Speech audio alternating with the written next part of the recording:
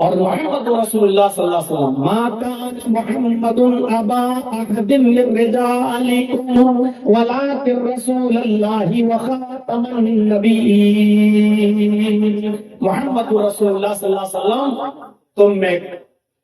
تمہارے مردوں میں سے کسی کے باپ نہیں ہے۔ کتنا کلیئر اللہ نے کہا، ما کان محمد ابا احد من رجالکم، محمد رسول اللہ صلی اللہ علیہ وسلم تمہارے مردوں میں سے کسی کے باپ نہیں ہے۔ اشارہ ہے نبی اکرم صلی اللہ علیہ وسلم جب اس دنیا میں آئے اور آپ کی جب شادی ہوئی اور آپ کا پہلا بیٹا جو پیدا ہوا جس کا نام تھا قاسم، چند مہینوں کے بعد قاسم کا انتقال ہو گیا۔ اس کے بعد آپ کی 4 بیٹیاں پیدا ہوئی، زینب، رقیہ، ام کلثوم اور فاطمہ، اور ان 4 بیٹیوں کے بعد پھر ایک بیٹا پیدا ہوا جس کا نام تھا عبداللہ بھی چند مہینوں کے بعد انتقال کر گیا۔ ادھر آپ کا پہلا بیٹا قاسم انتقال کر گیا اور ادھر آپ کا دوسرا بیٹا جو خدیجہ سے پیدا ہوا عبداللہ، تو اس کا بھی انتقال ہو گیا۔ اور پھر ایک بیٹا محمد رسول اللہ کا ماریہ قبطیہ کے بدن سے پیدا ہوا، ماریہ قبطیہ کے بدن سے جس کا نام تھا ابراہیم۔ ماریہ قبطیہ کے پیڑ سے جو بچہ پیدا ہوا جس کا نام تھا ابراہیم، اس بچے نے بھی 18 مہینے کی عمر پائی، یعنی 1.5 سال کی، اور 1.5 سال کی عمر پانے کے بعد وہ بچہ بھی انتقال کر گیا۔ آپ کا کوئی لڑکا زندہ نہیں رہا، لڑکیاں تو زندہ نہیں لیکن لڑکا کوئی زندہ نہیں رہا، اور آپ کے جتنے بیٹے تھے وہ آپ کی زندگی میں انتقال کر گئے، آپ کی زندگی میں وہ اللہ کو پیارے ہو گئے۔ اسی طرف اللہ تبارک و تعالیٰ نے اشارہ کیا، ما کان محمد ابا احد من رجالکم، کہ محمد رسول اللہ تم میں کسی مرد کے باپ نہیں ہے۔ عورت کے باپ ہیں، لڑکیوں کے باپ ہیں، زینب کے باپ ہیں، ام کلثوم کے باپ ہیں، رقیہ کے باپ ہیں، فاطمہ کے باپ ہیں، لیکن کوئی بیٹا آپ کا زندہ نہیں رہا، اس لیے آپ اپنے کسی زندہ بچے کے باپ نہیں ہے۔ تو کیا ہے وَلَٰكِن رسول اللہ، وہ تو صرف اللہ کے رسول ہے، وَخَاتَمَ النَّبِيِّينَ، اور خاتم النبیین ہے، آخری نبی ہے۔ محمد رسول اللہ کے بعد اب کوئی نبی اس دنیا میں نہیں آئے گا۔ ایک خصوصیت اللہ تبارک و تعالیٰ نے محمد رسول اللہ صلی اللہ علیہ وسلم کو یہ دی ہے۔ میرے ساتھیوں غور کیجئے، سب سے بڑی خصوصیت نبی کو جو ملی ہے وہ یہ ملی کہ اللہ کے رسول صلی اللہ علیہ وسلم ساری کائنات کے لوگوں کے لیے رسول بنا کر بھیجے گئے، اور خود اللہ کے نبی صلی اللہ علیہ وسلم نے فرمایا، اوتیت خمسا لم یؤتہن قبلی احد، مجھے 5 ایسی چیزیں دی گئیں مجھ سے پہلے کسی اور نبی کو وہ چیزیں نہیں دی گئی۔ دیکھیے غور کیجیے گا، 5 ایسی چیزیں اللہ نے مجھے عطا فرمائی، مجھ سے پہلے یہ 5 چیزیں کسی دوسرے کو نہیں دی، دنیا میں کسی کو یہ 5 چیزیں عطا نہیں فرمائی۔ دنیا میں جتنے بھی نبی آئے کسی نبی کو اللہ رب العالمین نے ان 5 خصوصیات سے نہیں نوازا جو مجھے نوازا ہے۔ ان میں سب سے پہلے اللہ کے نبی صلی اللہ علیہ وسلم فرماتے ہیں، كان كل نبي يبعث إلى قومه خاصة وبعثت إلى عامة الناس۔ اللہ کے نبی صلی اللہ علیہ وسلم فرماتے ہیں کہ مجھ سے پہلے جتنے بھی نبی آئے وہ اپنے قوم اور خاص قبیلے کے لیے آئے، خاص گاؤں کے لیے اور خاص قوم کے لیے آئے، لیکن اللہ نے مجھے بعثت إلى عامة الناس، اللہ نے مجھے تمام لوگوں کے لیے رسول بنا کر بھیجا، مجھے رسالت عام عطا فرمائی، میں تمام کائنات کے لوگوں کے لیے رسول بنا کر بھیجا گیا ہوں۔ پہلی چیز، اور دوسری چیز اللہ تعالیٰ نے کیا کی محمد رسول اللہ صلی اللہ علیہ وسلم کو، احلت لی الغنائم ولم تحل لأحد قبلی، اللہ کے نبی صلی اللہ علیہ وسلم نے فرمایا مجھے اللہ تعالیٰ نے میرے لیے مال غنیمت کو حلال قرار دیا ہے، اللہ نے میرے لیے میرے صحابہ کے لیے مال غنیمت کو حلال قرار دیا ہے، مجھ سے پہلے کسی نبی اور نبی کی قوم کے لیے مال غنیمت حلال نہیں تھا۔ مال غنیمت کیا ہوتا ہے؟ جنگ میں ہم لڑ رہے ہیں اور غالب آ گئے، دشمن میدان چھوڑ کے بھاگنے لگا، تو جب دشمن میدان چھوڑ کے بھاگتا تھا یا شکست ہو جاتی تھی دشمن کی، تو اپنے ہتھیار زمین پہ ڈال دیتا تھا، اپنے ہاتھ اٹھا لیتا تھا اور اپنے سارا مال زمین پر پھینک دیتا تھا۔ ان لوگوں کے مال کو لوٹ لینا، ان لوگوں کے مال کو اپنے قبضے میں لے لینا، جس میں سونا بھی ہوتا تھا، چاندی بھی ہوتی تھی، کپڑا بھی ہوتا تھا، یہاں تک کہ جب دشمن بھاگتا تھا تو اپنی لڑکیوں اور اپنی بیٹیوں اور اپنی بیویوں کو بھی چھوڑ کر یہ لوگ میدان جنگ سے بھاگتے تھے، تو ان عورتوں کو بھی غلام لونڈی بنا دیا جاتا تھا، ان کو بھی لے لیا جاتا تھا، اور مال غنیمت میں جو مال ملتا تھا یہ سب میرے بھائیوں صحابہ کرام نے برابر برابر تقسیم ہوتا تھا۔ تو اللہ کے رسول سے پہلے جتنے بھی نبی آئے، کسی بھی نبی پر مال غنیمت حلال نہیں تھا۔ یہ جنگ میں لوٹا ہوا مال اور جنگ میں حاصل کیا ہوا مال کسی اور نبی اور نبی کی امت کے لیے جائز نہیں، حلال نہیں تھا۔ اللہ کے نبی فرماتے ہیں کہ اللہ تعالیٰ نے اس مال غنیمت کو میرے اور میری امت کے لیے حلال قرار دیا ہے۔ دو چیزیں ہو گئی۔ تیسری چیز اللہ کے نبی صلی اللہ علیہ وسلم نے فرمایا، نبی علیہ صلی اللہ علیہ وسلم نے فرمایا کہ میرے لیے روئے زمین ساری کی ساری روئے زمین پاک بنا دی گئی ہے، پاک، جعلت لی الارض طیبا وطہورا ومسجدا۔ اللہ کے نبی صلی اللہ علیہ وسلم نے فرمایا کہ پوری کی پوری زمین ہمارے لیے پاک ہے، اور پاک ہی نہیں ہے، پاک کرنے والی بھی ہے۔ اگر آپ کو وضو کے لیے پانی نہیں ملتا ہے تو اسی زمین کی مٹی سے آپ تیمم کر سکتے ہیں اور پاکی حاصل کر سکتے ہیں، تو پاک مٹی پر تیمم کر کے آپ نماز پڑھ سکتے ہیں۔ تو ہمارے لیے روئے زمین پاک کر دی گئی اور پاک کرنے والی بھی بنا دی گئی، وہ مسجد، پوری کی پوری زمین ہمارے لیے سجدہ کرنے کی جگہ بنا دی گئی ہے۔ فَأَيُّمَا رَجُلٍ أَدْرَكَتْهُ الصَّلَاةُ صَلَّى اس مکان، بس جس آدمی کے لیے، جس مسلمان کے لیے نماز کا وقت جہاں ہو جائے اور اس کو نماز کا وقت پکڑ لے، یعنی وہ نماز کا وقت موجود ہو اور نماز کا وقت اس کو مل جائے اور مسجد دور ہو تو صلی حیث کان، جہاں پر وہ موجود ہے اسی جگہ پر وہ نماز پڑھ لیتے۔ ہمارے لیے پورے ہوئے زمین پاک کر دی گئی ہے۔ یہ تیسری خصوصیت اللہ کے نبی جناب محمد رسول اللہ نے بتائی، جو ہمارے لیے کسی اور نبی کو اللہ نے یہ خصوصیت عطا نہیں فرمائی۔ اور چوتھی چیز اللہ کے نبی صلی اللہ علیہ وسلم نے فرمائی، نصرت بالرعب مسیرۃ شہر۔ میرے لیے اللہ تعالیٰ نے روح کے ذریعے میری مدد کی ہے۔ میرا دشمن ایک مہینے کی مسافت پر ہوتا ہے، ایک مہینے کی دوری پر ہوتا ہے، اتنی دوری پر بھی میرا روح، میرا دبدبہ اس میں بچانے لگتا ہے، زلزلہ پیدا کر دیتا ہے، کانپنے لگتا ہے۔ یعنی دشمن ایک مہینے کی دوری پر ہے، ایک مہینے کی دوری پر ہے دشمن، لیکن اس کے باوجود وہ مجھ سے ڈرتا ہے۔ یعنی دشمن کو مجھ تک پانے میں ایک مہینہ لگے گا، اگر وہ گھوڑے پر بیٹھ کر یا اونٹ پر بیٹھ کر سفر کرے تو ایک مہینہ لگے گا میرے پاس آنے میں۔ اتنی دوری پر بھی وہ مجھ سے کانپتا ہوا ہے۔ تو اللہ رب العالمین نے یہ روح و دبدبہ مجھے دیا ہے کہ میرا دشمن ایک مہینے کی دوری سے مجھ سے ڈرتا ہے اور کانپتا ہے۔ چار چیزیں، اور پانچویں چیز اللہ کے نبی صلی اللہ علیہ وسلم نے فرمایا، اللہ رب العالمین نے مجھے شفاعت کا حق دیا ہے۔ یعنی شفاعت نہیں کر سکے گا، دیں گے، السلام منع کر دیں گے، السلام منع کر دیں گے، زکریا منع کر دیں گے، ابراہیم منع کر دیں گے، یونس علیہ السلام منع کر دیں گے، اور سب کہیں گے کہ میرے پاس ہم آئے ہیں بارش کے لیے، ہم سے دنیا میں یہ خطا ہوئی، ہم سے دنیا میں یہ مسٹیک ہوئی، اور میں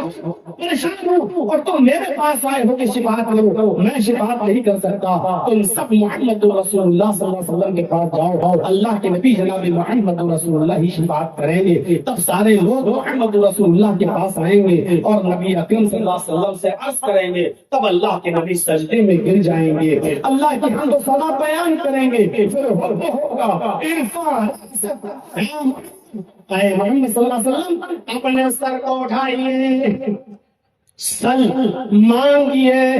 تو آپ جو مانگیں گے آپ کو دیا جائے گا، سل مانگیے تو آپ جو مانگیں گے آپ کو دیا جائے گا۔ اس وقت اللہ کے نبی جناب محمد رسول اللہ صلی اللہ علیہ وسلم اللہ سے اپنی امت کی شفاعت کریں گے اور کہیں گے کہ اللہ امتی یہ میرے امتی ہے کہ بخش دے، تب اللہ رب العالمین محمد رسول اللہ کی شفاعت کو قبول فرمائے گا اور جتنے لوگوں کو چاہے گا امت محمد میں ان لوگوں کو بخش دے۔ میرے بھائیوں یہ فضیلتیں دی گئی اللہ نے ہے کہ ہم مسلمین کی امت میں، اور اتنا ہی نہیں، قرآن کریم کی جو آیت میں نے آپ کے سامنے پڑھی ہے، اس آیت کے اندر تو اللہ تعالیٰ نے دنیا میں جو نبی بھیجا اس نبی سے عہد لے لیا، اس نبی سے ایک اقرار لے لیا، اے پیغمبروں اے نبیوں تم دنیا میں جا رہے ہو، لیکن اگر تمہاری زندگی میں میرا آخری نبی آ جائے، خاتم النبیین آ جائے، محمد رسول اللہ اگر تمہاری زندگی میں آ جائیں تو تمہاری ڈیوٹی اور تمہاری ذمہ داری کیا ہوگی؟ سارے نبیوں سے اللہ نے عہد اور اقرار لے لیا، وَإِذْ أَخَذَ اللَّهُ مِيثَاقَ النَّبِيِّينَ لَمَا آتَيْتُكُم مِّن كِتَابٍ وَحِكْمَةٍ، جب اللہ نے ایک عہد لیا، ایک میثاق لیا رسولوں سے، نبیوں سے، جن کو کتاب و حکمت دے کر اس دنیا میں بھیجا تھا،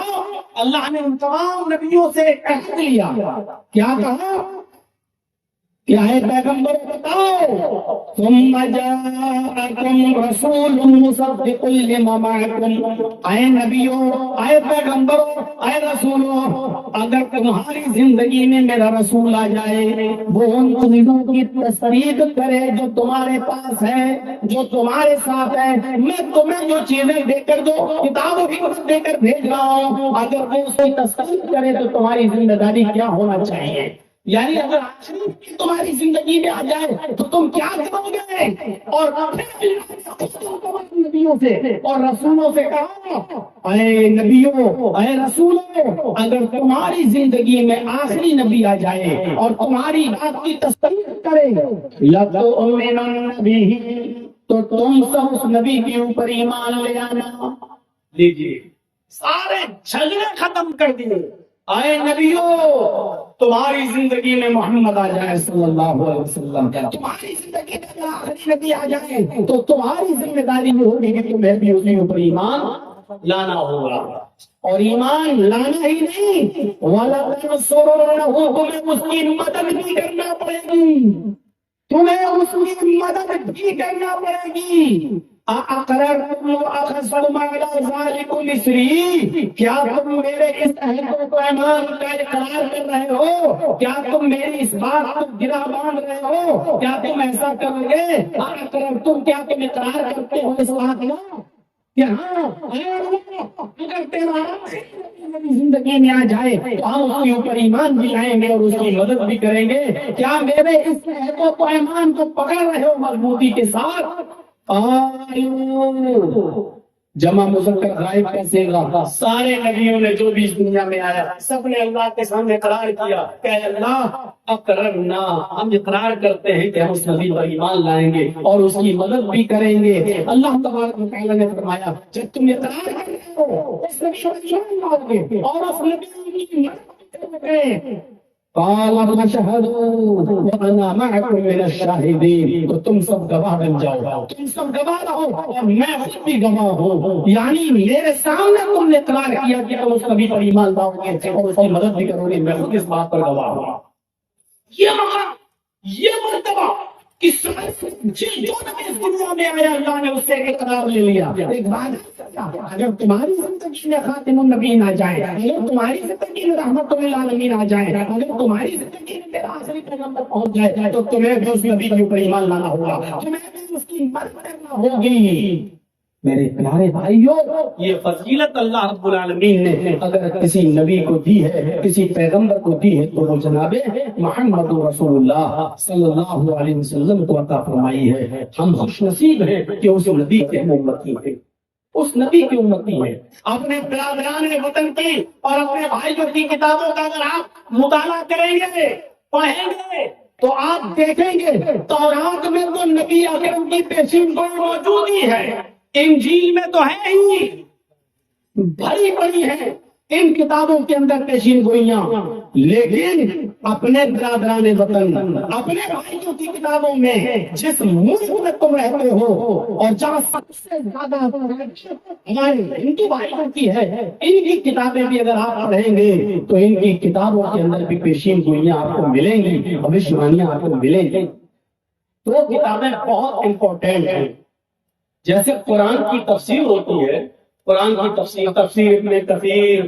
تفسیر احسن البیان، تفسیر قرطبی، تفسیر خازن، جیسے قرآن کی تفسیریں ہوتی ہیں، ایسے ہی ہندو دھرم کے اندر ویدوں کی بھی تفسیریں ہیں۔ وید ہندو بھائی ان کو آسمانی کتاب مانتے ہیں، اس کی بھی تفسیریں ہیں جس کو ویاکھیائیں کہا جاتا ہے، جن کو ہندی میں ویاکھیا کہا جاتا ہے، یعنی اس کی تفسیر۔ اور ہندو دھرم میں تفسیروں کی تعداد کتنی ہے؟ ویدوں کی تفسیر جو ہے اس کی تعداد ہے 18۔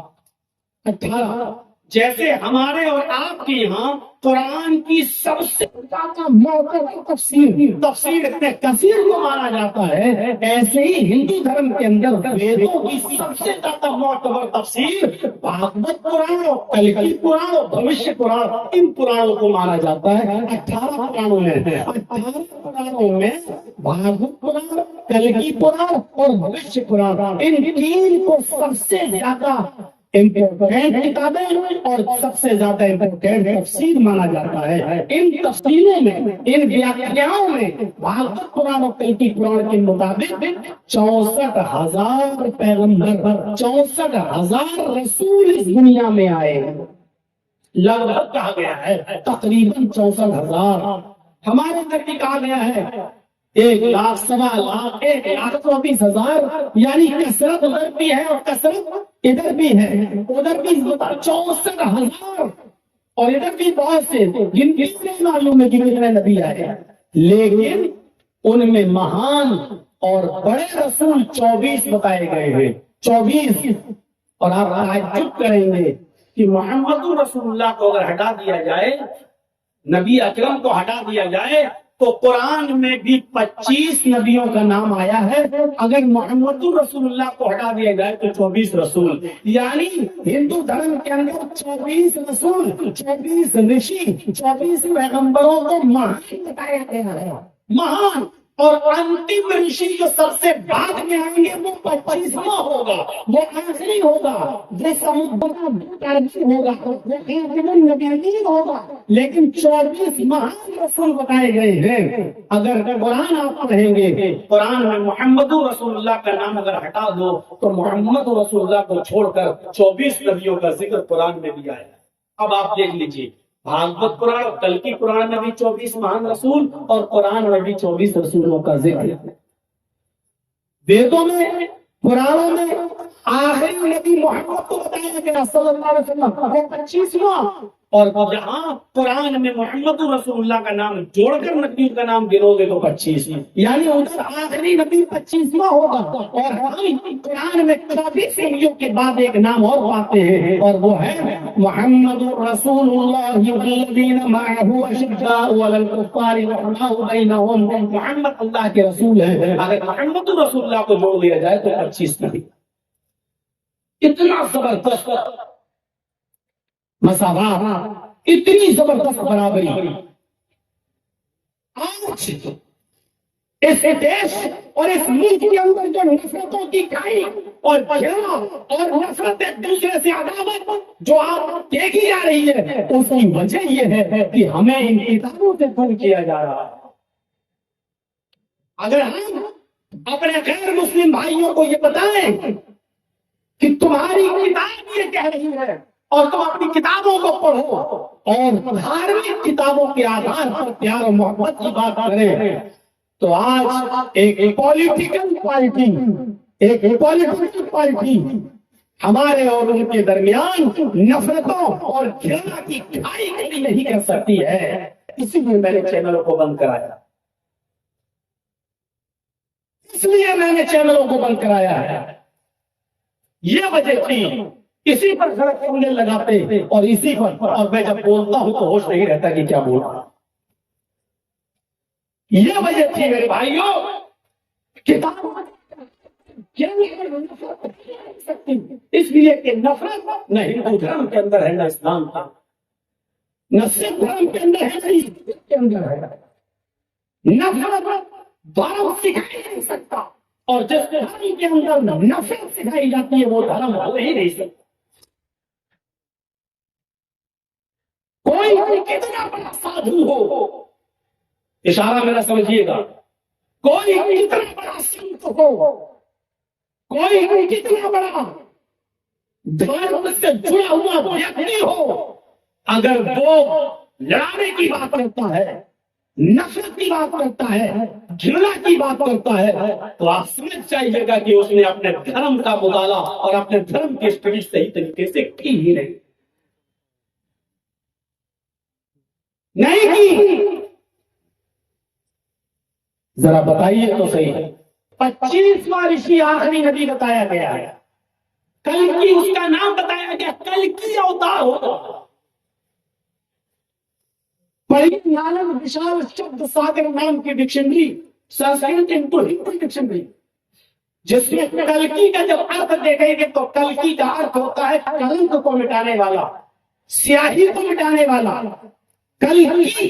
یعنی پاپ کام اور گناہوں کو نشٹ کرنے والا۔